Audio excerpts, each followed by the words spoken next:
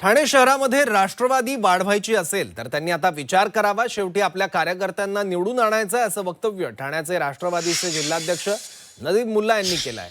एकीकडे पुण्यात दोन्ही राष्ट्रवादी एकत्र येणार हे जवळपास निश्चित झालं असतानाच ठाण्यात सुद्धा तशाच हालचाली सुरू असल्याचं चित्र आहे। जितेंद्र आव्हाड हे आमचे दुश्मन नाहीत, आम्हाला जर कुणाचा प्रस्ताव आला तर आम्ही तो पक्षश्रेष्ठींकडे पाठवू आणि त्यावर विचार करू असं मोठं वक्तव्य राष्ट्रवादीचे जिल्हाध्यक्ष नजीब मुल्ला यांनी केलं आहे।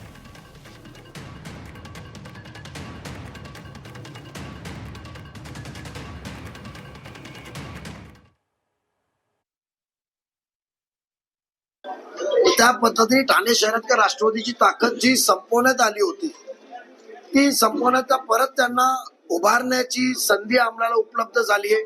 म्हणून असा प्रस्ताव आजपर्यंत आलेला नाहीये, पण 30 तारखेला 3 वाजेपर्यंत असा कुठला प्रस्ताव आला तर कार्यकर्ता आमच्या कुठला असा प्रस्तावाला स्वागत आम्ही करणार। कारण महत्व ते कार्यकर्त्याला निवडून आणणे आहे, आमचा अहंकाराचा किंवा मैपणाचा नाहीये।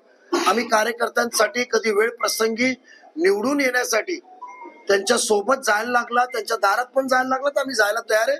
कारण शेवटी आमचा ध्येय कार्यकर्त्यांना सभागृहात पाठवण्याचं।